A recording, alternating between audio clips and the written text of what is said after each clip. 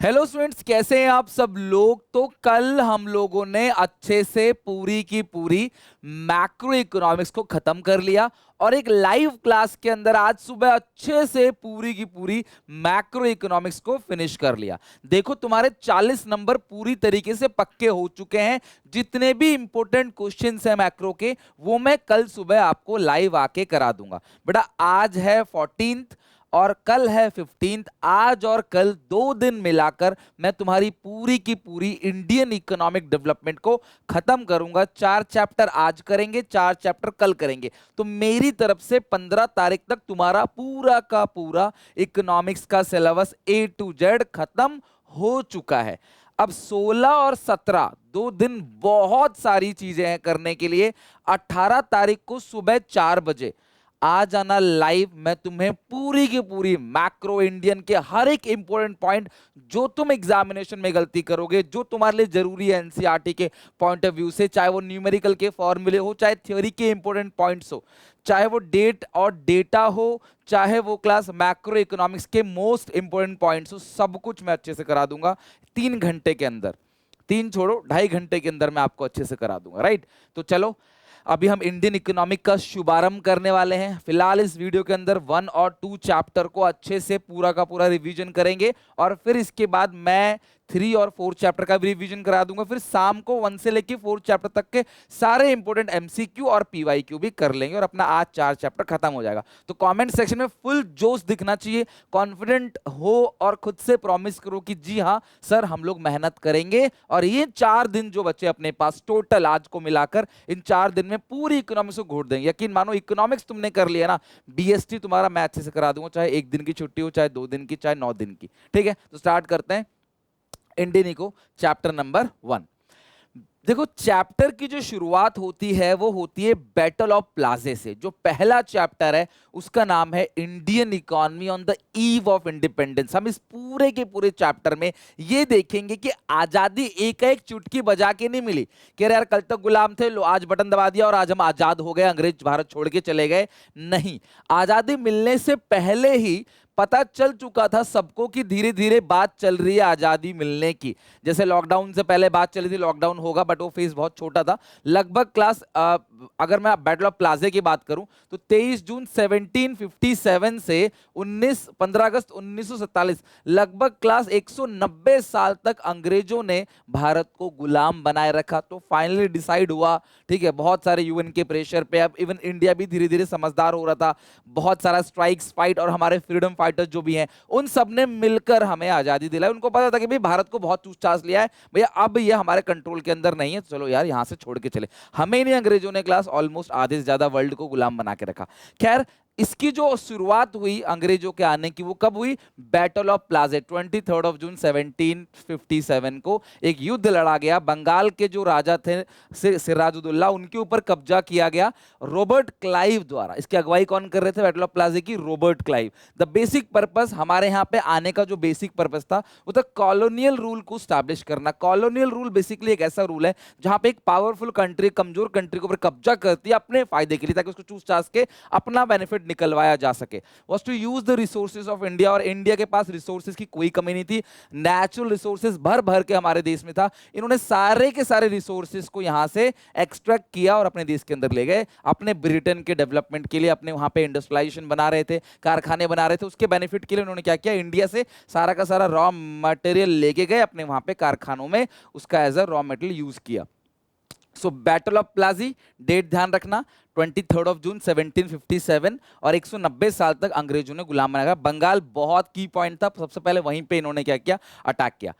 खैर, अंग्रेजों के आने से पहले हमारा देश कैसा था? अंग्रेजों के आने से पहले हमारी प्रोस्पेरस इकोनॉमी थी। हम लोग ना किसी के ऊपर डिपेंड नहीं थे, हमारे पास एग्रीकल्चर का पूरा संसाधन था, हम चीज़ों को एक्सपोर्ट कर रहे थे, सफिशिएंट हमारे पास पैसा था, किसी चीज़, सोने की चिड़िया कहा जाता था भारत को। हमारी इकोनॉमी प्रोस्पेरस थी, rich in terms of food grain. हमारे पास food grain like rice, wheat, maize, pulses, other food crop की कोई कमी नहीं थी। 85% लोग अराउंड एग्रीकल्चर कर रहे थे। हमारी इकोनॉमी एग्रेरियन इकोनॉमी थी, कृषि प्रधान देश था और हमारा हैंडीक्राफ्ट बहुत पॉपुलर था। मतलब कढ़ाई बुनाई का जो काम है, हस्तलिपि का हाथ से जो काम किया जाता है, सिल्क की साड़ी बनाना हो या कोई भी प्रोडक्ट बनाना हो, वो हमारा कंट्री ना बहुत फेमस था इस चीज में। हम इन सारी चीजों को बाहर कंट्री में बेचते थे। तो यहाँ पे सबसे पहले प्रोस्परस इकोनॉमी, यानी कि हम किसी के ऊपर डिपेंड नहीं थे, सेल्फ रिलायंट थे, आत्मनिर्भर थे। हम हर चीज अपने जो हमें चाहिए थी हम देश के अंदर उगा रहे थे, हम लोग किसी पे डिपेंड नहीं थे। बट पता है अंग्रेजों के आने के बाद हम लोग इतने मजबूर हो गए, अंग्रेजों ने इतना लूटा हमारे देश को, रियल में इतना लूटा कि हम लोग ना अनाज के लिए भी अमेरिका पे डिपेंड थे। आपको पता है ग्रीन रेवोल्यूशन के आने से पहले हम अनाज के लिए भी, आज़ादी मिलने के बाद भी अनाज के लिए हमारा एग्रीकल्चर सेक्टर इतना तबाह कर दिया कि हम अनाज के लिए भी अमेरिका पे डिपेंड थे। अमेरिका हमें अनाज भेजता था खाने के लिए। चलो अब आगे देखते हैं टेक्सटाइल इंडस्ट्री इन बंगाल। यहां से एक नंबर का एक पॉइंट पूछा जा सकता है। बंगाल के टेक्सटाइल इंडस्ट्री बहुत पॉपुलर थे। कॉटन, इसका नाम है class muslin.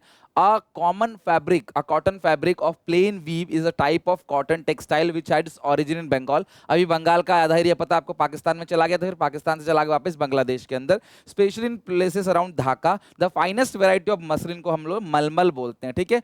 The finest variety of muslin क्या है क्लास? मलमल है। And foreign travellers also use refer to it's as a malmal shahi और मलमल खास, जो सबसे फाइन यूज ऑफ कपड़ा है उसको बोलते। देखो ये देख रहे हो, बिल्कुल ऐसा लगेगा आर पार है, ये सब बनाया गया है हाथों से ही, ठीक है।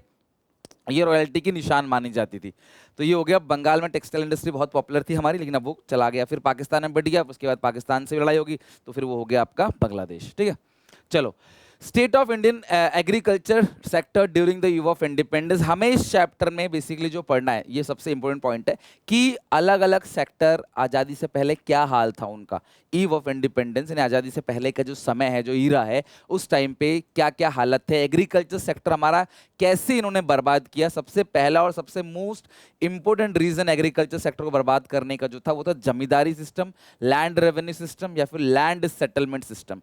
ये एक ऐसा सिस्टम था, एक triangular relationship between the British government, भाई ब्रिटिश गवर्नमेंट ही इंडिया को कंट्रोल कर रही थी, हमारी सरकार थी नहीं। ये हो गया आपका जमींदार और ये हो गया आपका टेनेंट्स। टेनेंट्स बोलो, पेजेंट बोलो, फार्मर बोलो, एक ही चीज है, ठीक है। तो सरकार कहती थी जमींदारों से, गवर्नमेंट कहती थी जमींदारों से कि आप हमें लगान दो, आप हमें टैक्सेस दो, बदले में फार्मर से जितना काम कराना है कराओ, जितना शोषण कराना है कराओ, हमें कोई मतलब नहीं, हम तुमको मना नहीं कर रहे, लेकिन तुम हमें जो है टाइम पे टैक्सेस दो। अब ये फार्मर के साथ जो शोषण होता है वो बताएं किसको? आज आपके पास शोषण होगा तो आप सरकार को बताओगे, लेकिन सरकार ही अगर उस चीज करवा रही तो आप किसको बताओगे? आपके पास कोई दूसरा रास्ता है ही नहीं। तो जमींदारों ने फार्मर को लूटना चालू किया, बहुत हद तक लूटा, बेहिसाब काम कराया, कम पैसे दिए और ज्यादा पैसे सरकार को दिए लगान के रूप में, टैक्सेस के रूप में। तो आप ये देख सकते हो, यही दिखा रहा है लैंड रेवेन्यू सिस्टम या जमींदारी सिस्टम। अगला है कमर्शलाइजेशन ऑफ एग्रीकल्चर। एग्रीकल्चर को ना अंग्रेजों ने कमर्शलाइज कर दिया, बोला फूड क्रॉप मत उगाओ, कैश क्रॉप उगाओ, वीट राइस कॉटन मेज मत उगाओ, कॉटन सिल्क जूट इंडिगो इन चीजों को उगाओ, क्योंकि ये चीज उनकी कंट्री में फैक्ट्री में as a raw material use होना था। तो वो यहां से बोलने लगे हम आपको कैश देंगे, आप इन चीजों को उगाओ। लोगों को फोर्स किया जाने लगा कि भैया आप कॉटन राइस, जो कॉटन, इंडिगो, जूट, सिल्क, इन चीज को उगाओ, हम आपको ज्यादा पैसे देंगे। और ये सारी चीजें वो अपनी कंट्री में लेके जाते थे ताकि वो कारखानों में इसका इस्तेमाल कर सके। लो लेवल ऑफ प्रोडक्टिविटी, जमीन पर हेक्टेयर ऑफ लैंड पे अमेरिका में जितना प्रोड्यूस होता है, इंडिया में उसका आधा का आधा भी नहीं होता। यानी कि जमीन ज्यादा होने के बावजूद भी जो हमारा आउटपुट है वो बहुत लो है, क्योंकि प्रॉपर कोई इरिगेशन फैसिलिटी नहीं है, कीड़े मकोड़े फसल को खा जाते हैं। और एग्रीकल्चर को डेवलप करने के लिए किसी ने पैसा भी लगाया नहीं, चाहे वो क्लास इंडियन बिजनेसमैन हो, चाहे वो गवर्नमेंट हो, किसी ने एग्रीकल्चर सेक्टर को अच्छा बनाने के लिए, बेहतर बनाने के लिए कोई भी इन्वेस्टमेंट नहीं किया। So these are the 4 points या 4 reason of the stagnation of agriculture during the eve of independence. आजादी के दौरान हमारा एग्रीकल्चर सेक्टर इन 4 फैक्टर की वजह से बर्बाद हो गया। एडवर्स इफेक्ट ऑफ पार्टीशन, जब क्लास 1947 में पार्टीशन हुआ, यानी कि पाकिस्तान अलग हुआ भारत से, पहले वो भारत का ही पार्ट था। तो ये देखो इस तरीके से 2 हिस्सा मिला पाकिस्तान को, ये मिल गया ईस्ट पाकिस्तान जो आज की डेट में बांग्लादेश है, और ये है वेस्ट पाकिस्तान। तो ये दोनों हिस्सा पाकिस्तान में चला गया था, फिर बाद में 71 के वॉर में फिर ये बांग्लादेश बन गया, अलग हो गया इससे। तो जब ये अलग हुआ, यानी कि जो पार्टीशन हुआ भारत पाकिस्तान का, India agriculture production receive a further setback during the due to country participation at the time of independence. जो मेजर पोर्शन था undivided populated country, highly irrigated और जो अच्छी फसल वाला, जो प्रॉपर जो अच्छी जमीन थी जहां खेती बाड़ी अच्छी होती थी, वो जो चला गया पाकिस्तान में चला गया। Almost whole jute producing area, जो जूट प्रोड्यूसिंग एरिया था वो क्लास यहाँ पे चला गया। यहाँ पे जूट बहुत अच्छा उगता था, लेकिन फिर वो किस में चला गया, बांग्लादेश में चला गया, जिसकी वजह से हमें बड़ा नुकसान हुआ। Indian jute goods industry which had enjoy world wide monopoly so for suffered a heavy loss, lack of raw material. तो जूट इंडस्ट्री, जूट समझते हो ना, ये देखो रस्सी, ये है जूट, तो ये बहुत सारा यहाँ पे उगता था, वो सारा का सारा चला गया पाकिस्तान में, फिर बाद में चला गया बांग्लादेश में। तो कुल मिला के पार्टीशन से हमें नुकसान हुआ। खेती बाड़ी करने वाला जो मेजर पोर्शन है वो पाकिस्तान में चला गया, और बाद में जूट इंडस्ट्री सारा का सारा पाकिस्तान से बांग्लादेश में चला गया। हमारा जो इंडस्ट्रियल सेक्टर है वो इन्होंने कैसे बर्बाद किया? Decline in handicraft industry. हमारा जो हैंडीक्राफ्ट इंडस्ट्री था ना, वो बहुत पॉपुलर था, बहुत अच्छा था, हम लोग एक्सपोर्ट करते थे चीज़ों को, लेकिन अंग्रेजों ने हमारा हैंडीक्राफ्ट इंडस्ट्री पूरी तरीके से बर्बाद कर दिया। किसकी वजह से? Due to discriminatory tariff policy. इन्होंने एक टैरिफ पॉलिसी लगाई। टैरिफ तो पता है ना, टैक्सेस, जैसा अभी यूएस ने सैंक्शन किया था, अलग अलग कंट्रीज लगाया था, अलग अलग कंट्रीज के ऊपर, इंडिया के ऊपर भी। तो टैरिफ पॉलिसी में क्या था? ये है मान लो ब्रिटेन, ठीक है, यानी कि इंग्लैंड, लंदन, और ये हो गया ग्रेट ब्रिटेन कह लो, और ये हो गया इंडिया।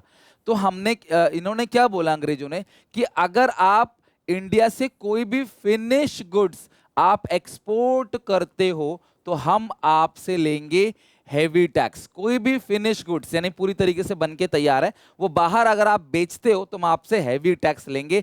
अब हो गया, इंडिया में कोई सामान बना 100 का, सरकार कहती है 100 हमें दो, तो फॉरेनर को वो कितने का पड़ेगा? 200 का, तो वो खरीदेंगे ही नहीं। जब वो खरीदेंगे नहीं तो हमारा धंधा तो पूरी तरीके से बंद हो जाएगा। अब आप बोलोगे सर हमारा धंधा बंद क्यों होगा, देश के अंदर बेचेंगे हम।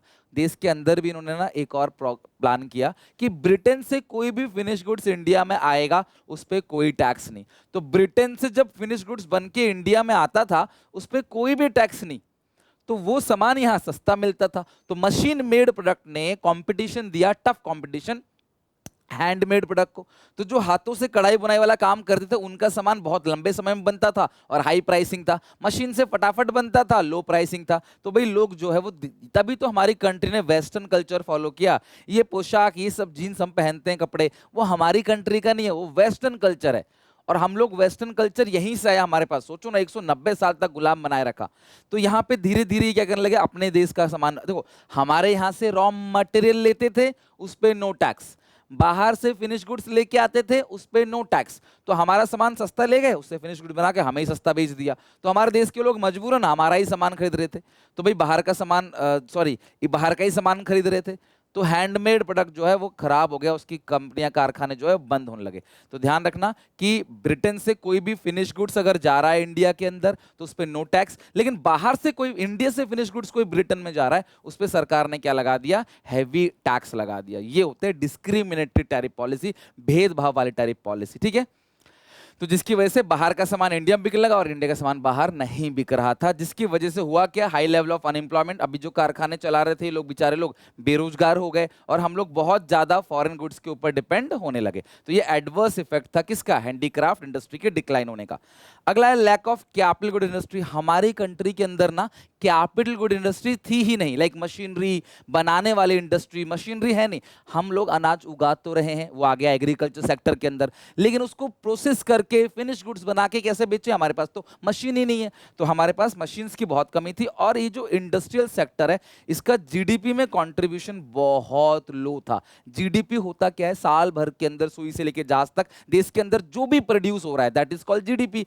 अब प्रोड्यूस हो क्या रहा है? एग्रीकल्चर आइटम, यानी कि रॉ मटेरियल। रॉ मटेरियल कहने का मतलब है वही राइस, व्हीट हो गया, कॉटन, सिल्क, इंडिगो, जूट। लेकिन अब इंडस्ट्री सेक्टर का भी तो कुछ कंट्रीब्यूशन होगा, सर्विस सेक्टर का भी तो कुछ कंट्रीब्यूशन होगा जीडीपी में। इंडस्ट्रियल सेक्टर का कंट्रीब्यूशन ना के बराबर था।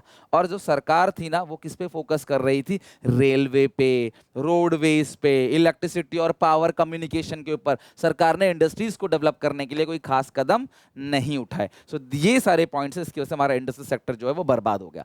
फिर आया फॉरेन ट्रेड। हमारा फॉरेन ट्रेड भी अंग्रेजों ने बर्बाद कर दिया। किस तरीके से? हम बन गए थे एक्सपोर्टर। किसके एक्सपोर्टर? प्राइमरी गुड्स के। और इंपोर्टर किसके बन गए थे? फिनिश गुड्स के। हमारा एक ही काम था कि हम एक्सपोर्ट कर, इंडिया का ही काम था, इंडिया एक्सपोर्ट कर रहा है रॉ मटेरियल अमेरिका को, सॉरी यूएस को, सॉरी अरे यार ब्रिटेन को, है ना। हम लोग सारा का सारा उनको भेज रहे हैं रॉ मटेरियल और उनसे हम फिनिश गुड्स ले रहे हैं। यार सीधी सीधी बात है, हम अपने देश के अंदर ही क्यों नहीं बना सकते फिनिश गुड्स? नहीं, इन्होंने बोला कि भाई रॉ मेटेरियल हमारे यहाँ से, आपके यहाँ से लेके जाएंगे, फिनिश गुड्स वहाँ पे कारखाने लगे हुए हैं, ब्रिटेन के लोगों को रोजगार मिल रहा है, अंग्रेज बहुत तरक्की कर गए और वहाँ से फिनिश गुड्स लाके उन्होंने हमको बेच दिया। अब ये बेचना ले जाना और आसान हो गया जब स्विस कनाल बन गया। स्विस कनाल क्या है? इजिप्ट की सरकार ने एक स्विस कनाल बनाया, यानी कि दो सी, रेड सी और मेडिटेरेनियन सी को जोड़ने के लिए यहाँ पे इन्होंने एक गैप बनाया। देखने में इतना छोटा लग रहा है, कई कई किलोमीटर चौड़ी है ये, ठीक है, ये स्विस कनाल है। तो अब हुआ क्या, पहले मुंबई पोर्ट से सामान जाता था लंदन तक, जिसको लगते थे लगभग 12,300 माइल्स, यानी कि लगभग 20,000 किलोमीटर का डिस्टेंस लगता था जहाज, समुद्री जहाज के थ्रू धीरे धीरे जाता था। लेकिन जैसे ये रास्ता खुल गया तो ये सिर्फ 7,000 का डिस्टेंस हो गया, लगभग 7,200, सॉरी 11,600, पहले 20,000 था, अब 11,600 किलोमीटर का डिस्टेंस हो गया, जिसकी वजह से इंडिया में फिनिश गुड्स को लाना और इंडिया से रॉ मटेरियल को ब्रिटेन तक ले जाना ये बहुत आसान हो गया। 10 साल लगे इस स्विस कनाल को कंप्लीट होने में, जिसको बनाया इजिप्ट की सरकार ने, जो रेड सी और मेडिटेरेनियन सी को जोड़ता है, ठीक है। और ये ध्यान रखना कि इंडिया का जो मोनोपोली ट्रेड कंट्रोल था वो किसके पास था? ब्रिटेन के पास, यानी कि ब्रिटिशर्स के पास था। हमारे कंट्री का 50% ट्रेड अकेला ब्रिटेन को हो रहा था, बाकी 50% जो है वो श्रीलंका, जिसका पूरा नाम था सिलोन, ईरान जिसका पूरा नाम था पर्शिया, और चाइना, बाकी 50% इन 3 देश को हो रहा था अकेला। सोचो ना यार, लगभग 200 देश के अंदर अगर एक कंट्री आपका 50% ट्रेड ले रहा है तो उसे मोनोपोली नहीं कहेंगे तो क्या कहेंगे? Swiss Canal provided direct trade route for ship operating between European और American port and port located in South Asia. अच्छा, अब ये बहुत सा 1859 में ये बनना चालू हुआ, 1859 और 1869 तक बन के चालू हो गया, 10 साल लगे इसको बनने में। हालांकि ये एक एडवांटेज था ब्रिटेन के लिए, यहाँ पे इन्होंने उनके लिए नहीं बनाया, बनाया तो इजिप्ट सरकार ने अपने पर्पस के लिए था, लेकिन फिर भी इनको काफी फायदा हुआ। ड्रेन ऑफ एक्सपोर्ट, अच्छा सर एक बात बताओ, जब इतना सारा एक्सपोर्ट हम कर रहे हैं तो काफी सारा डॉलर भी आया होगा, पाउंड भी आया होगा, एक्सपोर्ट सरप्लस, हाँ आया होगा, लेकिन इस एक्सपोर्ट सरप्लस को इन्होंने क्या करा, वो इन्होंने वर्ल्ड वॉर 2 में खर्च किया, इनविजिबल आइटम को बाहर से मंगाने में, अपने कॉलोनियल स्टाफ्स को पेमेंट करने में यूज किया, इन्होंने इस पैसे को हमारे देश में लगाया नहीं। सोचो आज भी हमारा बैलेंस ऑफ पेमेंट डेफिसिट में जाता है, लेकिन उस टाइम पे हमारा बैलेंस ऑफ पेमेंट सरप्लस के अंदर था, सरप्लस ट्रेड था, हमारे पास ज्यादा जो बैलेंस ऑफ ट्रेड था हमारा सरप्लस था, एक्सपोर्ट्स की वैल्यू हमारी ज्यादा थी, इंपोर्ट की वैल्यू कम थी, तो काफी सरप्लस आया, लेकिन इस सरप्लस को भी इन्होंने हमारे देश के फायदे के लिए लगाया, इन्होंने इसको भी अपने फायदे के लिए यूज किया, ये हमारा फॉरेन ट्रेड को बर्बाद करता है। डेमोग्राफिक प्रोफाइल की बात करें, डेमोग्राफिक कंडीशन की बात करें, 1921 में इंडिया को कहा जाता है ईयर ऑफ ग्रेट डिवाइड। क्यों? 1921 के बाद इंडिया सेकंड डेमोग्राफिक ट्रांजिशन में एंटर कर गया। डेमोग्राफिक ट्रांजिशन फर्स्ट क्या होता है? जहां पे बर्थ रेट डेथ रेट दोनों बढ़ता है, लेकिन सेकंड डेमोग्राफिक ट्रांजिशन जहां बर्थ रेट तो बढ़ रहा है लेकिन डेथ रेट्स कम हो रही है, पैदा ज्यादा हो रहे हैं, मृत्यु कम हो रही है, तो देश की पॉपुलेशन बढ़ती चली जाएगी। आपको जान के हैरानी होगी कि 1921 के बाद से हमारे देश की पॉपुलेशन कभी घटी नहीं है, हमेशा बढ़ी है। 1921 से पहले ऊपर नीचे होता था, लेकिन उसके बाद हमेशा बढ़ी है, ठीक है। देखो सेंसस, ऑफिशियल सेंसस कब आया? 1881 में, जो 10 साल का डेटा रिकॉर्ड करता है। जो हमारा पहला ऑफिशियल सेंसस आया था वो 1881 में आया था। डेमोग्राफिक कंडीशन की बात कर रहे हैं तो सबसे पहले बात करेंगे high birth rate, death rate. हमारी कंट्री का डेथ रेट, बर्थ रेट दोनों बहुत हाई था। बर्थ रेट था 48 पर 1000, डेथ रेट था 40 पर 1000। बर्थ रेट होता क्या है कि 1000 लोग थे, उनमें से कितने लोग पैदा हुए आउट ऑफ 1000, और डेथ रेट मतलब 1000 लोगों में से कितने लोग मर गए। लो लिटरेसी रेट, पढ़े लिखे लोगों की संख्या बहुत कम थी, तभी तो गुलाम बनाया। देखो सरकार चाहती है ना लोग पढ़े लिखे ना हो, लोग अगर पढ़ लिख जाएंगे तो क्रॉस क्वेश्चन करेंगे, अपने हक की बात करेंगे, तो भाई पढ़े लिखे नहीं होने चाहिए लोग, तो इसलिए सरकार ने भी एजुकेशन को कुछ खास प्रमोट नहीं किया। कुछ साउथ एरिया में, केरला, तमिलनाडु जैसे एरिया में इन्होंने अपने स्कूल्स खोले अंग्रेजों ने, वहां पे अब ताकि उनके बच्चे पढ़े, उनके सिर्फ वहां पे अंग्रेजी पढ़ाई जाती थी। तो ये भी एक रीजन है कि वहां के लोग, देखो आप पूरा, आपको वहां पे कोई ठेली भी लगा रहा है ना तो वो अंग्रेजी में बात करेगा, ठीक है, वहां की इंग्लिश अच्छी है। लिटरेसी रेट जो है वो लेस देन 16% था, फीमेल लिटरेसी रेट सिर्फ 7% था। मैं एक सेपरेट वीडियो लेके आऊंगा जो ज्यादा नहीं 10 मिनट तक की होगी, जिसके अंदर मैं पूरे इंडियन इकोनॉमी के डेटा की बात करूंगा। जो डेटा आप पढ़ रहे हो एक वीडियो के अंदर कवर करूंगा, बाकी मैं चैप्टर के अंदर तो करा ही रहा हूं, ठीक है। लो लाइफ एक्सपेक्टेंसी, अच्छा लाइफ एक्सपेक्टेंसी का मतलब क्या होता है? ऑन एन एवरेज कितने साल जीते हैं? उस टाइम पे लाइफ एक्सपेक्टेंसी जस्ट 32 ईयर्स था, यानी कि कोई मेडिकल फैसिलिटी नहीं थी, हेल्थ कंडीशन पुअर थी, कोई बीमार पड़ गया, बीमारी लग गई तो भैया कोई इलाज नहीं था उसका, टीकाकरण लोग नहीं करते थे, तो 32 साल ऑन एन एवरेज लोग जीते, जिंदगी कुछ अच्छी नहीं थी। इन्फेंट मॉर्टलिटी रेट, अगर 1000 बच्चे पैदा हुए तो विद इन 1 ईयर उसमें से 218 बच्चों की जो है वो मौत हो जाती थी, due to poor medical facility, due to lack of immunisation, ये सब चीजें। अगला क्या है? हमारा ऑक्यूपेशनल स्ट्रक्चर। ध्यान समझना, हमारा जो वर्किंग पॉपुलेशन है वो कितने लोग किस किस सेक्टर में काम करते हैं, प्राइमरी, सेकेंडरी और टर्चरी सेक्टर में। तो प्राइमरी सेक्टर में लगभग 72.7% लोग काम करते थे, सेकेंडरी सेक्टर में 10.1 और टर्चरी सेक्टर में 17.2% लोग जो है वो काम कर रहे थे। अगर मैं बात करूं एग्रीकल्चर पे डिपेंडेंसी सबसे ज्यादा थी, लगभग 75% लोग खेती बाड़ी करते थे। अनबैलेंस ग्रोथ था क्योंकि जो एग्रीकल्चर सेक्टर है वही ग्रो कर रहा है, service sector, industrial sector grow ही नहीं कर रहे थे। Regional variation, few state like Tamil Nadu, Andhra Pradesh, Kerala, Karnataka, Maharashtra और वेस्ट बंगाल, इन्होंने धीरे धीरे अपने वर्क फोर्स को शिफ्ट करना चालू कर दिया एग्रीकल्चर से मैन्युफैक्चरिंग और सर्विस सेक्टर में, जबकि बाकी स्टेट जैसे उड़ीसा, राजस्थान, पंजाब वो एग्रीकल्चर पे ही कंटिन्यू करते रहे। एक्चुअली क्या था, स्टेट टू स्टेट डिपेंड करता है ना, कोई स्टेट अडॉप्ट कर रही है कोई चीज को, कोई अडॉप्ट नहीं करती। जैसे लॉ है, ट्रैफिक लॉ है, ट्रैफिक लॉ कंट्री के लिए सेम है, लेकिन किसी स्टेट में जाओगे तो वहां पे इतना ट्रैफिक स्ट्रिक्ट नहीं है, दिल्ली में आओगे तो वहां बहुत स्ट्रिक्ट है। तो स्टेट टू स्टेट जो है वो डिपेंड करता है कौन लॉ को कितना सीरियसली लेता है। हमारा लास्ट टॉपिक है इंफ्रास्ट्रक्चर। ऑल्दो उन्होंने हमारे अंग्रेजों ने हमारे इंफ्रास्ट्रक्चर में कोई डेवलपमेंट नहीं किया, लेकिन ना चाहते हुए दो एरिया में उन्होंने क्लास हमारा डेवलप किया। इंफ्रास्ट्रक्चर के अंदर उन्होंने जो डेवलपमेंट किया वो किया रेलवे और कम्युनिकेशन। ऑल्दो इंफ्रास्ट्रक्चर के अंदर road, airport, transport, energy, utilities, communication, education, health care सब कुछ आता है, लेकिन उन्होंने इस दो चीज पे काम किया। रेलवे, ध्यान रखना 1850 में उन्होंने रेलवे को इंट्रोड्यूस किया। पहली ट्रेन चली मुंबई से थाने 33.8 किलोमीटर की, लगभग 57 मिनट में 16 अप्रैल 1853 को चली। बट इंट्रोड्यूस कब हुआ? 1850 को। रेलवे को लाने के लिए इन्होंने पूरे भारत का बजट जो है वो लगा दिया और रेलवे लाइन बिछाई गई। और रेलवे को लेके भी आया किस पर्पस से कि गांव गांव से लोग क्या करेंगे, कलेक्ट करेंगे रॉ मटेरियल को, यानी कि अनाज को या जो भी इंडिगो, सिल्क, जूट जो भी उगा रहे हैं वो अपने देश में लेके जाएंगे पोर्ट्स के थ्रू। तो यहां से पोर्ट तक तो जाना है, पोर्ट से फिर वो जाएगा शिप्स के थ्रू अपनी कंट्री के अंदर। तो इसलिए उन्होंने क्या किया, रेलवे को इंट्रोड्यूस किया। स्टीम इंजन, कोयला इंजन शुरू में लाया गया। कम्युनिकेशन, पोस्ट और टेलीग्राफ। कम्युनिकेशन को बेहतर बनाने के लिए पोस्ट और टेलीग्राफ। टेलीग्राफ था सरकारी एम्प्लॉयज के लिए और जो पोस्ट था वो बेसिकली किसके लिए था? आम जनता के लिए, चिट्ठी। तो सोचो आज आप वीडियो कॉन्फ्रेंसिंग करते हो, 1 मिनट में किसी ने रिप्लाई नहीं दिया तो आप गुस्सा हो जाते हो, है ना। तो भैया पहले चिट्ठियां हुआ करती थी, लोग चिट्ठी लिख के स्टाम्प लगा के उसके ऊपर उसको डाक खाने में डालते थे, फिर वो हफ्ता 10 दिन के अंदर वहां पहुंचता था जहां आप भेज रहे हो, फिर वो बंदा जो है वो आप चिट्ठी पे ही लिख के रिप्लाई देता था और फिर हफ्ता 10 दिन के अंदर वापस वो चिट्ठी आपके पास डाक खाने के थ्रू आता था।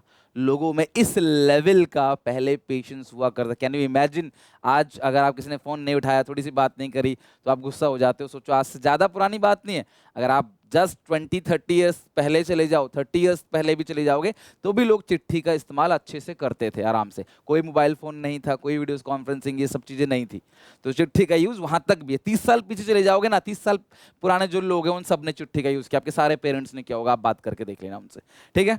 तो जो चिट्ठी थी वो थी आमतौर पे पब्लिक पर्पस के लिए। टेलीग्राफ की मशीन थी जिससे इलेक्ट्रॉनिकली मैसेज को भेजा जाता था। कहीं लॉ एंड ऑर्डर मेंटेन नहीं हो पाया, लोग बेकाबू हो गए, तो वहां पे इंफॉर्मेशन भेजा जाता था इसके थ्रू। अच्छा, इंपैक्ट ऑफ रेलवे। रेलवे के आने से बहुत सारे फायदे हुए। जो लॉन्ग डिस्टेंस बैरियर था वो खत्म हो गया, लोग दूर दूर की जर्नी लेने लगे, सामान को दूर दूर भेजा जाने लगा और एक्सपेंशन, मार्केट एक्सपेंड हुआ और एक्सपोर्ट और इंपोर्ट जो है वो काफी ज्यादा बढ़ने लगा रेलवेज के थ्रू, ठीक है। तो पहला ब्रिज जो बना मुंबई से थाने में वो कब बना? 1854। ये रहा पहला ब्रिज जो है लिंकिंग बिटवीन बंबई से थाने, वो कब बना? 1854 में, ठीक है। तो रेलवे के आने से ये भी हुआ कि कहीं भुखमरी थी, कहीं प्रॉब्लम थी तो वहां पे अनाज नहीं पहुंच रहा था, तो रेलवे के थ्रू वहां अनाज पहुंचा रहे थे। तो जो फेमाइन था उसको ही कंट्रोल करते थे। ये काफी बेनिफिट हुआ रेलवे के आने से, मतलब एक रेलवे बहुत बड़ा वरदान आप कह सकते हो जो अंग्रेज हमारे लिए छोड़ के चले गए। ऑल्दो उसके बाद खास कुछ उन्होंने डेवलपमेंट किया नहीं, सिर्फ भारत को लूटा। पॉजिटिव कंट्रीब्यूशन, अंग्रेज के आने से सेल्फ सफिशिएंसी, अनाज मार मार के उगवाया, लेकिन हाँ सेल्फ सफिशिएंसी बढ़ गई। हम अनाज जो है अपने कंजप्शन के बाद धीरे धीरे बेचने भी लगे मार्केट में। ट्रांसपोर्टेशन का अच्छा माध्यम मिला रोडवेज, रेलवेज के थ्रू। मॉनेटरी इकोनॉमी में हम लोग शिफ्ट होने लगे क्योंकि वो पैसे देते थे क्रॉप उगाने के लिए। फेमाइंस, जहां पे कहीं भुखमरी होती थी, सूखा पड़ता था, वहां ट्रांसपोर्ट फैसिलिटी की वजह से वहां पे अनाज ये भेज देते थे एक स्टेट से दूसरे स्टेट। उनका जो बना बनाया एडमिनिस्ट्रेटिव सेटअप था वो हमको मिल गया, जिससे शासन करना आसान हो गया। Lower house, upper house, parliament, supreme court, ये सब चीज बनी बनाई हमको मिल गई, ताकि इंफ्रास्ट्रक्चर तो मिल गया ना, उसके बाद आप काम करो, आप सरकार आपके हाथ में है, लेकिन बना बनाया एडमिनिस्ट्रेटिव सेटअप हमको मिल गया। ये हमारे लिए एक फायदे की बात थी। चलो, तो आई होप कि पहला चैप्टर आपने अच्छे से कर लिया, ठीक है। एक एक चीज अच्छे से लर्न करके चलना। जब मैं आपको प्रीवियस ईयर क्वेश्चन दिखाऊंगा तो बताऊंगा कौन कौन से क्वेश्चंस हैं जो रिपीटेड आ रहे हैं बार बार, उन पे आपको ज्यादा फोकस करना है। ज्यादा बड़ी बात नहीं कहूंगा, बस इतना ही कहूंगा, देखो इस वीडियो को देखने के बाद आपको चैप्टर 1 और 2 के लिए कहीं और जाने की जरूरत नहीं है, कोई एनसीईआरटी कोई बुक कुछ पढ़ने की जरूरत नहीं है। बस आंसर राइटिंग की प्रैक्टिस हम करेंगे, जो कि मैं तुम्हें करवा ही रहा हूं कि आंसर कैसे कैसे लिखना है। ठीक है, now moving to second chapter, Indian economy during 1950 to 1990। 1947 में अब सरकार आ गई हमारे हाथ में। देखो बहुत सारे लोग ना, आप पुरानी गवर्नमेंट, ऑल्दो मैं किसी भी गवर्नमेंट के साइड नहीं हूं, चाहे मोदी जी हो चाहे राहुल गांधी हो, मैं तो हमेशा ये चाहता हूं कि देश ग्रो करे, देश के लोग ग्रो करें। और कोई भी सरकार अच्छी नहीं है, जो भी सीट पे बैठता है आपको पता है हजारों करोड़ों लाखों करोड़ों रुपए जो है वो गरीब जनता को घूस दिया जाता है वोटिंग के लिए, फिर वो बेचारे वोट करते हैं, फिर उन्हीं का हक मारा जाता है। लाइक अगर मैं किसी विधायक ही हूं कहीं का, तो वहां पे सड़क बनाने के लिए मुझे मान लो 10 करोड़ रुपए मिलता है, तो 10 करोड़ में से मैं 5 करोड़ रुपए रख लूंगा और 5 करोड़ की सड़क बनाऊंगा। इवन भी तो मैंने ज्यादा बता दिया, 1 करोड़ की सड़क बनाऊंगा, 9 करोड़ रुपए रख लूंगा। चुनाव आएंगे, उस 9 करोड़ में से 6-7 करोड़ रुपए जनता को बांट दिया, खिला दिया, दारू मुर्गा खिला दिया, बाकी बच गया पैसा अपनी जेब में रख लिया। ऐसे ही हमारा देश चल रहा है, इसलिए ग्रो नहीं कर रहा है। तो सरकार की गलती नहीं, इसमें कहीं ना कहीं लोगों की भी गलती है। लेकिन जब अंग्रेजों से हमें भारत मिला, ठीक है, तो जब जवाहरलाल नेहरू जी आए सत्ता में, तो उस टाइम तक हमारा देश पूरी तरीके से बर्बाद हो चुका था। तो उस देश को बनाना ये बहुत टफ काम था। तो 1950 से 1990 तक जब ज्यादातर लोग देश के गरीब थे, बिल्कुल देश में डेवलपमेंट नहीं था, झुग्गी झोपड़ियों से देश भरा पड़ा था, तो उस चीज को, क्योंकि अंग्रेजों ने ऐसा हालत कर दिया हमारा, भूखमरी तक होने लगी, कुपोषण के शिकार होने लगे लोग, तो इस सिचुएशन को सुधारना था। तो 1950 में सरकार लेके आई प्लानिंग कमीशन, और मेन क्वेश्चन क्या था कि भाई अब अंग्रेज चले गए देश छोड़ के, अब हमारे पास जो है सरकार आई, हम सबको लड़वाया, भारत पाकिस्तान को अलग करवाया, और आज तक उसका जो हर्जाना है वो भुगत रहे, चाहे वो दोनों कंट्री हो।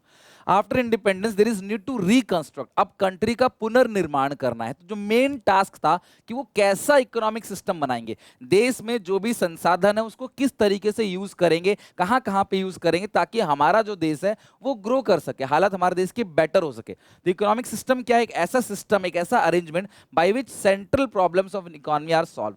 कंट्री में 3 सेंट्रल प्रॉब्लम्स होती हैं, व्हाट टू प्रोड्यूस, क्या सामान बनाना है, किसके लिए बनाना है, how to whom to produce, और किस टेक्नोलॉजी से बनाना है, that is how to produce. तो व्हाट टू प्रोड्यूस का मतलब क्या होता है? What goods and services are to produce in what quantity.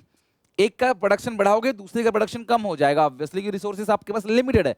तो कौन सा सामान बनाओगे, किस क्वांटिटी में बनाओगे, लेबर इंटेंसिव का यूज करोगे या कैपिटल इंटेंसिव का यूज करोगे, आपके कस्टमर कौन होंगे, अमीरों के लिए बनाओगे या गरीब लोगों के लिए बनाओगे, ये सारे के सारे सवाल का सॉल्यूशन ही इकोनॉमिक सिस्टम है। और 3 डिफरेंट टाइप की इकोनॉमी होती है, मार्केट इकोनॉमी या कैपिटलिज्म या कैपिटल इकोनॉमी, जहां पे central problem of what to produce, how to produce and for whom to produce, इसको कौन ठीक करता है? Private producer, private firm decide करेंगे, जैसे अमेरिका में डिसाइड करते हैं क्या बनेगा देश के अंदर, किस क्वांटिटी में बनेगा। तो जहां पे कैपिटलिज्म होगा वहां फैसिलिटी बहुत टॉप नॉच की होगी, लेकिन वहां पर हर चीज जो है वो क्या होगी? महंगी होगी। लोग बोलते हैं अमेरिका में इतनी सैलरी मिलती है, तो भैया खर्चे भी उस हिसाब से होते हैं। आप देखोगे इंस्टाग्राम पे बहुत सारी रील्स आती है ना कि भाई अमेरिका की लाइफ देखो, यहाँ पे इतना अच्छा है, फैसिलिटी, लॉ एंड ऑर्डर बहुत अच्छा है, स्कूल्स बहुत अच्छे हैं।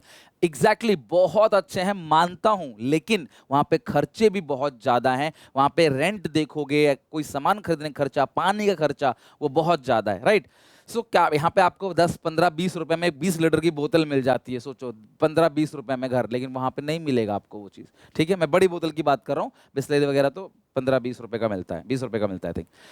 तो मार्केट इकोनॉमी या कैपिटल इकोनॉमी का मतलब क्या होता है? What to produce, how to produce and for whom to produce, ये प्राइवेट प्रोड्यूसर डिसाइड करेंगे, और इनका मेन मोटो क्या होता है? प्रॉफिट कमाना। सोशलिज्म या सोशलिस्ट इकोनॉमी कैसी इकोनॉमी होती है? यहाँ पे the central problem of what to produce, how to produce and for whom to produce is decide by the, यहाँ कौन डिसाइड करता है? गवर्नमेंट। और सरकार का जो मेन मोटो सोशल वेलफेयर है। इंडिया लेके आई मिक्स इकोनॉमी। इंडिया ने कैसी इकोनॉमी को अडॉप्ट किया? मिक्स इकोनॉमी, जहां पे central problem of what to produce, how to produce and for whom to produce are decide by the private producers and government. दोनों मिलकर डिसाइड करेंगे देश के अंदर क्या सामान बनेगा, किस टेक्नोलॉजी से बनेगा, किसके लिए बनेगा, और प्रॉफिट मोटिव साथ में सोशल वेलफेयर, दोनों चीजें साथ में चलेंगी। तो कुछ सामान ऐसे होंगे जिसके प्राइस सरकार डिसाइड करेगी, बाकी चीजों का प्राइस जो है वो कौन डिसाइड करेगी? प्राइवेट प्रोड्यूसर डिसाइड करेंगे। 1950 से 1990 40 साल लगभग सरकार ने अपने हाथ में रखा। अब सरकार को वो शिकायत नहीं थी कि अंग्रेज शासन कर रहे हैं, सारे रूल रेगुलेशन सरकार के हाथ में थे। बट 190 साल का किया हुआ नुकसान क्या 40 साल के अंदर भरपाई की जा सकती है? नहीं। और यही हुआ कि 40 साल के बाद भी सरकार के हाथ में जो था वो था जीरो, जिसकी वजह से फिर थर्ड चैप्टर में हम पढ़ेंगे जब सरकार लेके आई एलपीजी। देश हमारा पूरी तरीके से खत्म होने की कगार पे था, तब सरकार liberalisation, privatisation, globalisation, new economic policy और इकोनॉमिक रिफॉर्म्स लेके आई। फिलहाल सरकार ने 1950 में ना इकोनॉमिक प्लानिंग करी कि कंट्री के जो भी रिसोर्सेस है उसको अलग अलग डेवलपमेंट एक्टिविटीज में ऑल ओवर द कंट्री कैसे यूज करेंगे। To make economic planning effective सरकार ने गठन किया किसका? प्लानिंग कमीशन का। 1950 में आया प्लानिंग कमीशन का गठन हुआ। कब? 1950 में, जिसमें सरकार ने पंचवर्षीय योजना को लेके आए। 5 ईयर प्लान। सरकार ने बोला कि आज से 5 साल तक का हम प्लान बनाएंगे, उसको डेवलप करेंगे, फिर 5 साल तक का। जैसे आप सिलेबस खत्म करते हो, पहले थोड़ा थोड़ा थोड़ा, हम भी यही करें एग्जाम गैप में, पहले 2 चैप्टर फिर 2 चैप्टर, इस तरीके से। तो सरकार ने बोला पूरे देश को इकट्ठा डेवलप नहीं कर पाएंगे, 5 साल का कुछ मुद्दा उठाएंगे, उसे 5 साल में खत्म करेंगे। प्लानिंग कमीशन का जो चेयरमैन है वो कौन है? Prime minister. तो उस टाइम पे जवाहरलाल नेहरू प्राइम मिनिस्टर थे, तो वही प्लानिंग कमीशन के चेयरमैन है। तो जो भी प्लानिंग कमीशन में रहता है, जो भी प्राइम मिनिस्टर रहता है, वो प्लानिंग कमीशन का चेयरमैन बन जाता है ऑटोमेटिकली। प्लानिंग कमीशन का जो ऑब्जेक्टिव था वो था लोगों की लिविंग स्टैंडर्ड को बढ़ाना, लोग प्रोडक्शन एक्टिविटीज को बढ़ाना, अपॉर्चुनिटी देना, हर एक सेक्टर के लोगों को रोजगार देना, चाहे वो इंडस्ट्रियल सेक्टर हो, प्राइवेट यानी कि एग्रीकल्चर सेक्टर हो, चाहे वो सर्विस सेक्टर हो। जो पहला 5 ईयर प्लान आया, इस चैप्टर में भर भर के डेटा है तो ध्यान से समझना। पहला जो आया 5 ईयर प्लान वो आया 1951 में, यानी कि 1 अप्रैल 1951 से 31 मार्च 1950 तक चला। गठन कब हुआ था? 1950 में। और ऐसे ही चलते चलते 12 5 ईयर प्लान बने, और आखिरी वाला जो था वो 2012 से 2017। 12th 5 year plan was the last 5 year plan. 12 से याद रखना, 2012 से 2017, ये 5 साल तक चला आखिरी 5 ईयर प्लान। प्लानिंग में ना कुछ छुट्टियां दी गई, कुछ साल प्लानिंग को अडॉप्ट नहीं किया गया, उसको बोलते हैं plan holiday. Due to miserable failure of third 5 year, हमारा जो तीसरा 5 ईयर प्लान था वो फेल हो गया बुरी तरीके से, इसलिए 3 साल की छुट्टी दी गई। 1966, 67, 67, 68, 68, 69, ये जो 3 ईयर है इसको कहते हैं प्लान हॉलिडे, ध्यान रखना। कुछ ऐसे प्लान होते थे जो 5 साल में अचीव नहीं किया, जैसे जुग्गी हटाओ। अब जुग्गी देश के अंदर इतनी सारी है, उनको हटाने के लिए ना 20 साल का प्लान बनता है, उसको बोलते हैं पर्सपेक्टिव प्लान। फिर प्लानिंग कमीशन अगर 2017 तक चला आखिरी प्लान, तो प्लानिंग कमीशन बंद क्यों हो गया? आज 26 है, प्लानिंग कमीशन खत्म क्यों हो गया? क्योंकि नीति आयोग ने उसे रिप्लेस कर दिया। NITI Aayog was replace the planning commission. NITI Aayog, national institution for transforming India, ध्यान रखना, national institution for transforming in India, NITI Aayog, 1 जनवरी 2015, ठीक है, फॉर ट्रांसफॉर्मिंग इंडिया, 1 जनवरी 2015 को नीति आयोग ने प्लानिंग कमीशन को रिप्लेस कर दिया। यानी आज प्लानिंग कमीशन नहीं है, आज नीति आयोग है। और नीति आयोग के अंदर जितने भी स्टेट्स के चीफ मिनिस्टर्स हैं या क्लास एलजीज हैं यूनियन टेरिटरीज के, वो लोग आते हैं। प्राइम मिनिस्टर भी नीति आयोग का चेयरमैन है, same to same planning commission जैसा। नीति आयोग का हेड ऑफिस दिल्ली में है, प्राइम मिनिस्टर जो है वो चेयरमैन जो है वो प्राइम मिनिस्टर है, वो आते हैं, बैठते हैं और वो देश के विकास की बात करते हैं। चलता है वैसा ही है प्लानिंग कमीशन जैसा, लेकिन ऐसा कोई फिक्स 5 प्लान यहाँ पे नहीं है। लॉन्ग टर्म गोल क्या है 5 प्लान का? शॉर्ट में जैम्स, आपने खाया जरूर होगा बचपन में, कैडबरी जैम्स। तो ये जैम्स है। जी फॉर क्या है? ग्रोथ। ये कहते हैं कि अगर ग्रोथ करना है तो सबसे पहले देश का ग्रोथ करो। अगर देश ग्रो करेगा तो लोग भी ग्रो करेंगे। आज मेट्रोपोलिटन सिटी में लोग रह के ज्यादा पैसे क्यों कमाते हैं? क्योंकि वहां पे सड़क है, वहां पे बिजली पानी है, 10 मिनट की यहाँ पे डिलीवरी होती है, जगह जगह पे बैंक है, जगह जगह पे स्कूल्स हैं, जगह जगह पे हॉस्पिटल है, जगह जगह पे कारखाने लगे हुए हैं, एक्सपोर्ट्स इंडस्ट्री लगी हुई है जगह जगह पे। तो वहां के लोग वहां पे ज्यादा पैसे कमा पाते हैं। अब रूरल एरिया के अंदर जाओगे, वहां बिजली की व्यवस्था नहीं है, पानी की व्यवस्था नहीं है, और वहां पे पक्की सड़कें नहीं है, अच्छे स्कूल नहीं है, बीमार पड़ते हैं तो लोग शहर आते हैं, हॉस्पिटल नहीं। आपको जान के हैरान हो कि एम्स के अंदर, भगवान ना करे कभी किसी की नौबत पड़े वहां जाने की, लेकिन 6-6 महीने का वेटिंग पीरियड रहता है। अगर कोई ऑपरेशन कराना है, कोई बड़ा इलाज है, 6 महीने का आपको वेट करना पड़ेगा। इतनी भीड़, इतनी गंदी हालत है भारत के अंदर। सारा का सारा जो क्रेडिट जाता है वो जाता है सरकार को, जो करप्शन करती है। यानी कि अगर सरकार की जेब से 100 रुपए आते हैं किसी काम करने के लिए, तो जनता को सिर्फ 5 रुपए मिलता है दिखाने के लिए। और आप सबको पता है, आप सबने देखा होगा, जब कोई मंत्री, कोई नेता जब आता है आपके गांव, आपके शहर, है ना आपकी सिटी में, तो सिटी को कैसे चमका दिया जाता है, यही दिखाया जाता है कि बस उस दिन के लिए चमका दो। और आपको जान के हैरानी होगी कि वो जो सीएम आता है, वो जो पीएम आता है, वही पीएम के जो लोग होते हैं वो कहते हैं भैया वो पीएम ही कहता है मैं वहां जा रहा हूं तो वहां साफ सफाई मिलनी चाहिए। जैसे मान लो मोदी जी कहीं जाएंगे तो मोदी जी बोल देंगे भाई देखो मैं वहां जा रहा हूँ, वहां पे साफ सफाई मिलनी चाहिए, कोई कंप्लेन नहीं चाहिए। फिर मेरे जाने के बाद आपने कई सारे मूवी में सीन देखा ही होगा कि भाई नेताजी आ रहे हैं तो बिजली दे दो, नेताजी के जाते बिजली काट दो, खत्म बात। तो कितना पागल आम जनता का बनाया जाता है, जनता के सामने चुनाव में हाथ जोड़ते हैं, फिर जनता की ले ली जाती है बाद में। खैर, तो जब देश ग्रो करेगा तो देश के लोग भी ग्रो करेंगे, तो इकोनॉमी को ग्रो करना है, फैक्ट्री बनेंगी, जीडीपी ग्रो होगा, लोगों को रोजगार मिलेगा ही मिलेगा। अगला है इक्विटी।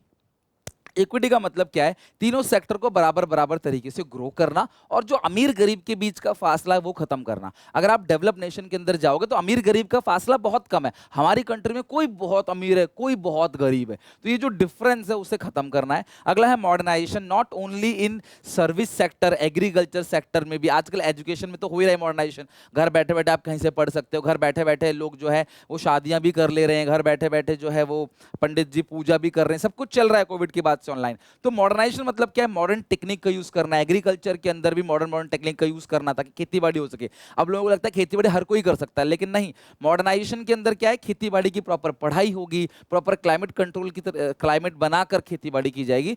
अगला है सेल्फ रिलायंस, आत्मनिर्भर, हम किसी दूसरे पर डिपेंड नहीं रहेंगे, अनाज हम देश के अंदर उगाएंगे, जो भी चीज हमें चाहिए वो हम देश के अंदर उगाएंगे। ये चार मेन लॉन्ग टर्म ऑब्जेक्टिव है जैम्स, आप अपनी भाषा में, सिंपल भाषा में इसे बना के लिख सकते हो।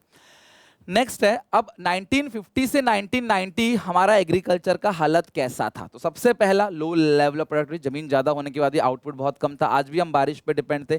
डिसगाइज अनएम्प्लॉयमेंट, जिस काम को 4 लोग करते हैं उसको 6 लोग कर रहे हैं। हिडन अनएम्प्लॉयमेंट है, गांव में पूरा परिवार लगा हुआ उस काम करने में, काम है 4 लोगों का, कर रहे हैं 8 लोग, इसको बोलते हैं डिसगाइज या हिडन अनएम्प्लॉयमेंट, जहां पे कुछ लोग अगर उस काम को नहीं करेंगे ना तब भी आउटपुट जो है वो घटेगा नहीं। फ्रैगमेंटेड लैंड होल्डिंग, लोगों के पास जो है वो जमीन है लेकिन दूर दूर जगह पे बिखरी हुई, और लड़ाई झगड़ा है लैंडलॉर्ड और टेनेंट्स के बीच में। सब्सिस्टेंस फार्मिंग, लोग आज भी खेती कर रहे थे तो अपने जीवन व्यापन के लिए कि हम भाई अनाज उगा रहे हैं, कोई चीज उगा रहे हैं तो हमारा घर परिवार जो है चल जाए, या फिर हमारे पास कोई चीज है हम किसी को देके उससे दूसरी चीज ले ले, कोई आलू उगा रहा है, कोई टमाटर उगा रहा है, दोनों आपस में एक्सचेंज कर रहे हैं बार्टर सिस्टम के थ्रू। ये सब था 1950 से 1990 तक। फिर सरकार ने एग्रीकल्चर को प्रमोट करने के लिए लैंड रिफॉर्म्स लेके आती है। अब लैंड रिफॉर्म्स के अंदर सरकार क्या करती है, सबसे पहला इंटरमीडिएट्स को खत्म कर देती है। कहती है भैया जमींदार और जो किसान है, किसान इंडिपेंडेंट है, जहां मन करेगा वहां खेतीबाड़ी करेगा, अपनी जमीन पे खेतीबाड़ी करेगा, बीच में कोई ब्रोकर नहीं है। जमींदार से बोला तुम अपने खेतीबाड़ी करो, और किसान से बोला हम तुमको जमीन दे रहे हैं तुम अपने में खेतीबाड़ी करो। यानी कि किसानों को लिटरली जमीन बांटी गई, बहुत कम रेट पे दिया गया ताकि वो अपनी जमीन पे खेतीबाड़ी कर सके। रेंट को रेगुलेट कर दिया 1/3, यानी कि मैक्सिमम रेंट 1/3 है। अगर 3 लाख का अनाज उग रहा है तो जो जमींदार है वो 1 लाख से ज्यादा नहीं रख सकता, 2 लाख वो किसान को देगा, पहले उल्टा होता था। लैंड सीलिंग, जिनके पास एक लिमिट से ज्यादा जमीन थी सरकार उसको जब्त करती थी, और ये एक ऐसा स्टेप था जहां पे बेचारे राजा महाराजा फंस गए। राजा महाराजा के पास इतनी जमीन थी ना, जहां तक नजर जा रही है इतनी थी जमीन है, सरकार ने सारी जमीन लेके जो लैंडलेस फार्मर्स थे उनको सरकार ने जमीन दे दी। अब इसमें बहुत लूप होल निकाला राजा महाराजाओं ने भी, उनकी पीढ़ी ने भी, कि उन्होंने जमीन अलग अलग रिश्तेदारों के नाम कर दिया, प्रोटेस्ट किया, हड़ताल किया, बहुत लूप होल निकाला, बट स्टिल इतनी सारी जमीन है। पहले पता क्या होता था कि भाई हमने आपको दिल्ली सल्तनत गिफ्ट में दे दिया, बताओ दिल्ली में 50 गज जमीन नहीं खरीद सकते तुमने उसको गिफ्ट में दे दिया, तो ऐसे होता था पहले, राइट। तो लैंड सीलिंग किया सरकार ने, और जो लोगों के पास दूर दूर जमीन थी उन सबको लेके उनको एक ही जगह पे इकट्ठे जमीन दी गई। आज बहुत ज्यादा वैल्यू, उस टाइम पे इतनी वैल्यू नहीं थी जमीन की, खाली पड़ा था सब। कोऑपरेटिव फार्मिंग डेवलपमेंट भी नहीं था। आज भी देखो जहाँ पे रेगिस्तान में, जहाँ पे कोई नहीं है आसपास, वहाँ आपको जमीन कोई मिल देगा तो आप नहीं लोगे, क्या करोगे जमीन का जब आसपास कुछ है नहीं, बीमार पड़ोगे तो कहाँ जाओगे, पढ़ने कहाँ जाओगे, पानी लाने कहाँ जाओगे, मार्केट में सामान लाने कहाँ से जाओगे, खाली जमीन थोड़ी खाओगे। तो डेवलपमेंट की वजह से जमीन महंगी होती है, पहले था नहीं, इतना लोग केयर नहीं करते थे। कोऑपरेटिव फार्मिंग यानी कि सब लोग मिलजुल कर खेतीबाड़ी करने लगे कि भैया मिलजुल की खेतीबाड़ी करेंगे, इसलिए गांव में सारे खेत एक साथ रहते हैं, सब लोग मिलजुल की खेतीबाड़ी करेंगे, किसी के पास कोई ट्रैक्टर है, कोई ट्यूबवेल है तो वो दूसरे की हेल्प करेगा और मिलजुल खेतीबाड़ी करेंगे। उसके बाद हम लोग अमेरिका पे, मैंने कहा था ना क्लास 1960 तक समझ लो, लगभग 13-14 साल तक हम अमेरिका पे फूड के लिए बहुत ज्यादा डिपेंड हो गए थे। अमेरिका शुरू से ही लोगों का भलाई करता था कि भाई हम भला कर रहे हैं, मतलब भलाई करने का दिखावा करता। अमेरिका कहीं भलाई नहीं करना चाहता, वो दिखावा करता है कि हम भलाई कर रहे हैं तुम्हारा, बट अल्टीमेटली वो अपना फायदा देखता है। तो उसका एक लॉ था PL 480, पब्लिक लॉ 480 बोलते हैं। उस लॉ के तहत उसने क्या किया, इंडिया को सस्ते दामों में, ना के बराबर दामों में अनाज बेचना चालू किया। क्यों? क्योंकि इनके पास ना पहले से मॉडर्न टेक्नोलॉजी थी, ये इतना अनाज उगा रहे थे मॉडर्न टेक्नोलॉजी से कि भाई बहुत अनाज बच रहा था। तो इन्होंने क्या किया, इनको बेचना चालू किया। इंडिया को नहीं, पूरे वर्ल्ड में बहुत सारे कंट्रीज को इन्होंने अनाज को सस्ते दाम में बेचना चालू किया। और जो पैसा इनसे लिया उस पैसे को भी बोला हम इंडिया में इन्वेस्ट कर देंगे, उस पैसे को भी कोई प्रॉब्लम नहीं है, आप अनाज लो, आपका हम भला कर रहे हैं। लेकिन फिर इसने, यूएस ने धमकी दे डाली पाकिस्तान के कहने पे, जब हमारा पाकिस्तान से कुछ वॉर चल रहा था वो, या फिर कुछ भी चलता था, उल्टा सीधा कुछ बात होता, ये हमें धमकी देने लगता था। तो फाइनली हमारी कंट्री ने डिसाइड किया कि भैया हम ग्रीन रेवोल्यूशन लेके आएंगे। तो तुम्हारे काम की चीज क्या है, कौन सा लॉ था, PL 480, और हम किस पे डिपेंड थे, यूएसए के ऊपर डिपेंड थे अनाज के लिए, ठीक है। फिर हरित क्रांति जब लेके आए, हरित क्रांति में हमने अपने एग्रीकल्चर पैटर्न को चेंज कर दिया। ऑल्दो ये सजेशन भी अमेरिका ने दिया कि अब हमसे इंसेक्टिसाइड खरीदो, पेस्टिसाइड खरीदो, आप खुद नई टेक्नोलॉजी से प्रोडक्शन करो तो कम जमीन में ज्यादा आउटपुट निकलेगा। तो टेक्निकल रिफॉर्म से ग्रीन रेवोल्यूशन उसको बोलते हैं। The new agriculture strategy adopted in India during the third 5-year plan, उसको बोलते हैं ग्रीन रेवोल्यूशन। तो ट्रेडिशनल प्रैक्टिसेस जो थी उसको बंद करके फिर मॉडर्न तरीके से खेतीबाड़ी की जाने लगी। ग्रीन रेवोल्यूशन के कुछ पॉइंट हैं। सबसे पहला, हमने हाई यील्डिंग वैरायटी सीड्स को यूज करना चालू किया। ये जो ऐसी सीड्स होती है ना जिससे पैदावार बहुत अच्छी होती है। ड्यूरिंग खरीफ सीजन 1965 से 1966 में इंडिया ने HYV सीड्स को पहली बार अडॉप्ट किया। हाई यील्डिंग वैरायटी सीड्स जो है वो कन्वेंशनल सीड्स को रिप्लेस करता है। वीट, बाजरा, राइस, ठीक है, वीट, बाजरा, राइस, जवार, मेज, कॉटन, इन सारी चीजों में हमने धीरे धीरे जो कन्वेंशनल सीड थी उसको खत्म करके नई नई हाई यील्डिंग वैरायटी सीड्स को लेके आने लगे। MS स्वामीनाथन फादर थे ग्रीन रेवोल्यूशन, ध्यान रखना, MS Swaminathan was the father of green revolution. हमने केमिकल फर्टिलाइजर का इस्तेमाल किया करने लगे। इंसेक्टिसाइड, पेस्टिसाइड, कीड़े मकोड़े पत्ती को छेद करते हैं और खा जाते हैं, पत्ती भी तो खाना बनता है, तो ये भी इसको बर्बाद कर देते हैं कीड़े मकोड़े। तो भैया इंसेक्टिसाइड, पेस्टिसाइड का छिड़काव करने लगे ताकि कीड़े मकोड़े हमारे फसल को बर्बाद ना कर सके। साइंटिफिक तरीके से खेतीबाड़ी की जाने लगे, साइंटिफिक फार्म मैनेजमेंट, ट्यूब्स के थ्रू एटमॉस्फेयर टेम्परेचर मेंटेन करके पौधों को उगाया जाने लगा, ठीक है।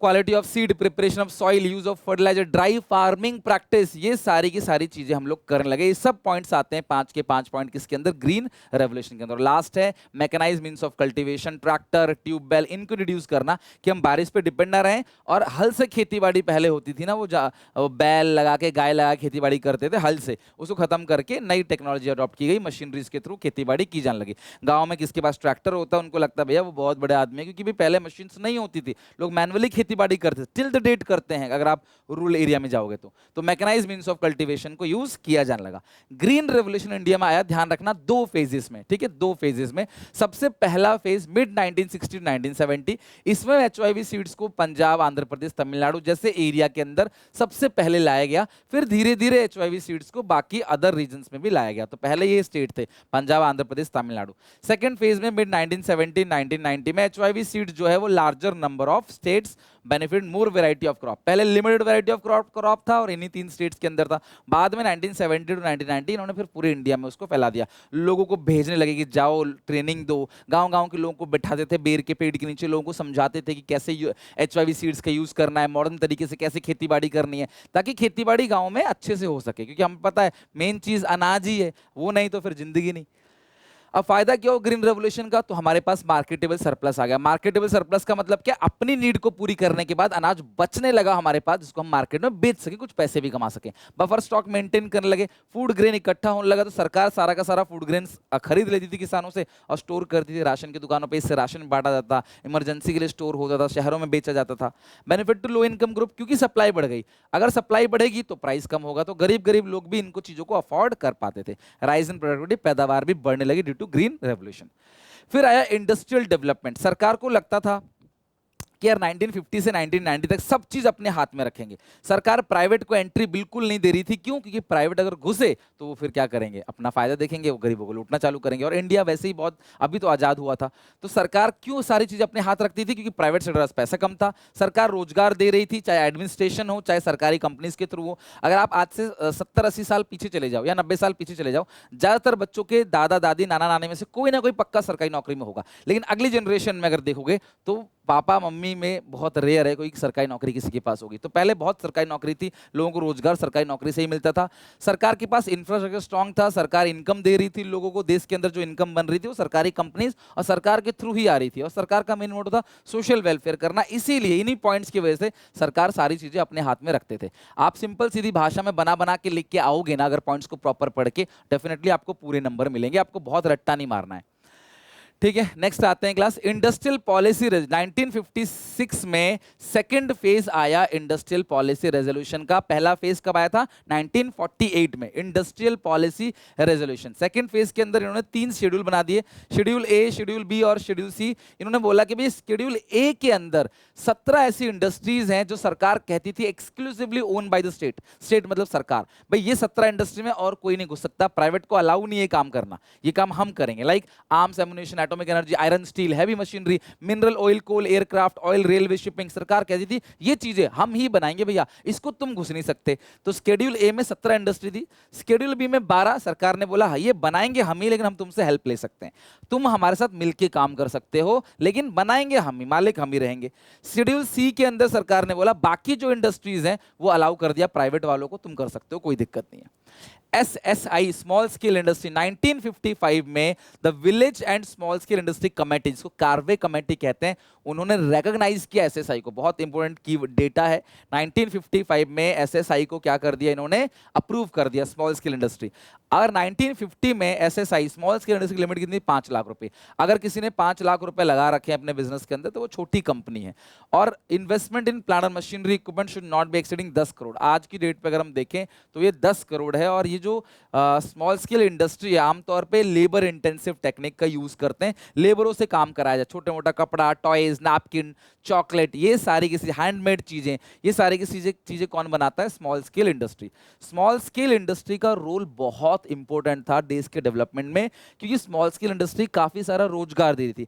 एक बड़ा कारखाना मत लगाओ, क्यों? क्योंकि लोग पहुंच नहीं पाएंगे वहां तक। जगह जगह आप छोटे कारखाने लगाओ ताकि आसपास के लोग वहां पे काम करेंगे इजीली। पहले ट्रांसपोर्टेशन सिस्टम इतना अच्छा नहीं था ना, मान लो 50 किलोमीटर दूर कोई अगर इंडस्ट्री है, कैसे होगा? आज लोग नोएडा से गुड़गांव, फरीदाबाद जाते हैं काम करने के लिए, आज संभव है, आज से 40-50 साल पहले संभव नहीं था। इतना डिस्टेंस से कैसे कोई जाएगा? तो छोटे छोटे कारखाने काफी लगभग 40 to 50% कंट्री का जो एक्सपोर्ट हो रहा था वो स्मॉल स्केल इंडस्ट्री द्वारा हो रहा था।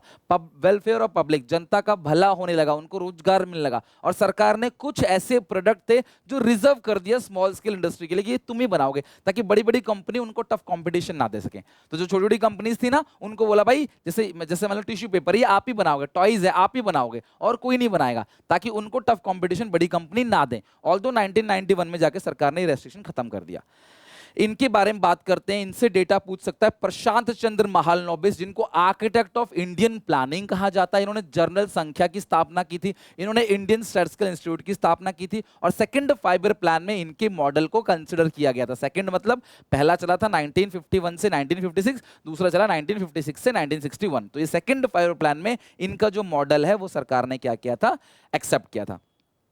फॉरेन ट्रेड, अब सरकार 1950 से 1990 तक डोमेस्टिक प्रोड्यूसर्स को सपोर्ट दे रही थी, डोमेस्टिक प्रोड्यूसर को प्रोटेक्ट कर रही थी फॉरेन कंपटीशन से। क्यों भाई? बाहर का सामान इंडिया में आ रहा है, सस्ता बिक रहा है, क्योंकि उनके पास टेक्नोलॉजी है, मशीन है। इंडियंस का सामान कोई ले ही नहीं रहा, जब देश में ले नहीं रहा तो बाहर कैसे बेचेंगे? बड़ा मुश्किल था उस टाइम पे। तो इंडियन प्रोड्यूसर्स को प्रोटेक्ट करने के लिए सरकार लेके आई इंपोर्ट सब्स्टिट्यूशन, ठीक है, invert trade policy. Invert trade policy का मतलब सरकार ने बोला कि भैया जो हम बाहर से चीजें मंगाते हैं, बाहर से चीजें नहीं मंगा के हम देश के अंदर बनाते हैं ना, उसको बाहर से क्यों मंगाएं? जैसे आपकी मम्मी बोलती है तुम बहुत बाहर से मोमोज खाते हो, चाउमीन खाते हो, मैं घर पे बना देती हूँ, सेफ रहेगा और हेल्दी रहेगा। उसी तरीके से बाहर से सामान नहीं मंगा के, क्योंकि बाहर से खरीदेंगे तो भी इंपोर्ट के लिए पेमेंट करनी पड़ेगी डॉलर में, फॉरेन करेंसी भी बाहर से जाएगा, और उनका स्ट्रांग होगा करेंसी, हमारी करेंसी कमजोर होगी, और देश के जो प्रोड्यूसर्स है बेचारा उनको क्या फायदा होगा?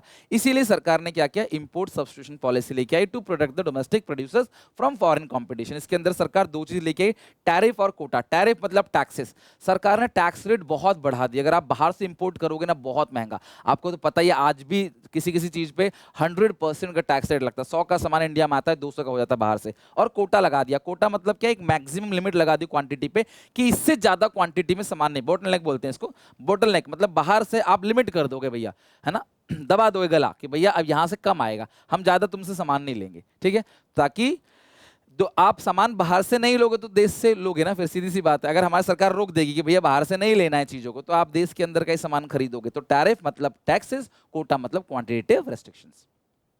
That's it.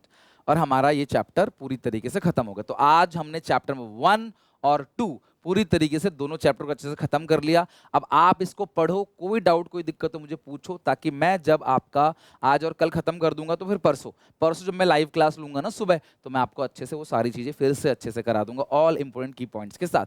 फिर 18 फिर उसके बाद 18 तारीख को तो सुबह रिवीजन करेंगे लाइव। तो बताना कोई डाउट कोई दिक्कत हो। बहुत मेहनत से मैंने तुमको बहुत शिद्दत से दिल से पढ़ाया चैप्टर। नोट्स आपको एसपीसीसी ऐप और टेलीग्राम पे मिल जाएगा। वीडियो अच्छी लगे लाइक करना, एक प्यारा सा कमेंट और दोस्तों को चैनल शेयर जरूर करना। ठीक है, टेक केयर, बाय बाय।